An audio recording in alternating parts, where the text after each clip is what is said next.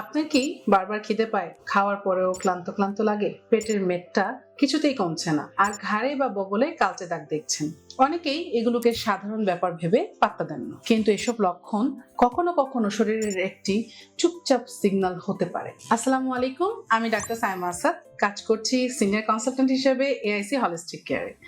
আজ একদম সহজ ভাষায় বলবো ইনসুলিন রেজিস্ট্যান্সটা আসলে কি এবং এটা কেন হয়, কাদের বেশি হতে পারে, আর এটা থেকে বাঁচতে কি করা যায়। আসল জেনে নিই ইনসুলিন রেজিস্ট্যান্সটা আসলে কি। আমরা যা খাই শরীর সেটা থেকে চিনি বা গ্লুকোজ বানায়, আর এই চিনিকে কোষের ভিতরে ঢুকিয়ে শক্তি বাড়ানোর কাজটা করে ইনসুলিন নামের একটি হরমোন। ধরুন ইনসুলিন হলো একটি চাবি যেটা দিয়ে কোষের দরজাটা খোলা যায়, কিন্তু যখন কোষগুলো এই চাবিতে আর সাড়া দেয় না, তখন চিনিটা রক্তেই থেকে যায়, ভেতরে ঢুকতে পারে না, আর এটাকেই বলে ইনসুলিন রেজিস্ট্যান্স। এরপর শরীর আরো বেশি ইনসুলিন বানানোর চেষ্টা করে এবং একসময় হাঁপিয়ে যায়, ফলে রক্তে চিনি জমতেই থাকে, আর এভাবে চলতে থাকলে একসময় টাইপ 2 ডায়াবেটিসের ঝুঁকি অনেকটাই বেড়ে যায়। কাদের ঝুঁকি একটু বেশি? যাদের পেটে মেদ বেশি, পরিবারে কারো ডায়াবেটিস, বয়স 45 পার হলে, হাঁটাচলা কম হলে, ফ্যাটি লিভার বা পিসিওএস থাকলে, প্রেশার বেশি থাকলে। আমেরিকান ডায়াবেটিস অ্যাসোসিয়েশনের standards of care in diabetes 2026 অনুযায়ী ইনসুলিন রেজিস্ট্যান্স টাইপ 2 ডায়াবেটিসের অন্যতম প্রধান কারণ।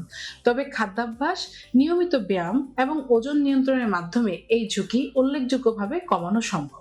সবচেয়ে বড় কথা হলো আজ অনেকের ক্ষেত্রেই কোনো লক্ষণই পাওয়া যায় না, বেশিরভাগ সময় সাধারণ চেক আপ করতে গিয়ে এটা ধরা পড়ে। তবে কিছু জিনিস খেয়াল করলে এটা বোঝা যেতে পারে: কোমরটা একটু বেশি মোটা হয়ে যাওয়া, ঘাড়ে বা বগলে চামড়াটা কালচে এবং একটু পুরু হয়ে যাওয়া, খিদে বেশি পাওয়া, সারাক্ষণ ক্লান্তি লাগা, ওজন কমাতে গিয়ে বেশ কষ্ট হওয়া।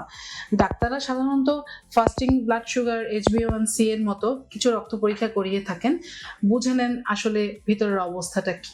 ভালো খবর হলো একটু জীবনযাত্রা ধরনটা বদলালেই এটা অনেকটাই নিয়ন্ত্রণে আনা যায়। দিনে অন্তত 30 মিনিট হাঁটুন, ঘুমটা ঠিক মতো হোক, চিনি আর প্রসেসড খাবার কমিয়ে ফেলুন, শাকসবজি, ডাল, বাদাম, প্রোটিন বেশি করে খান, মাঝে মধ্যে ওজন ও কোমরের মাপটা দেখে নিন। তবে হুট করে কড়া ডায়েট করে ওজন কমাতে যাবেন না, এতে উল্টো ক্ষতিই হতে পারে। বরং একজন অভিজ্ঞ ডাক্তার এবং পুষ্টিবিদের পরামর্শ নিয়ে আস্তে আস্তে বদলান।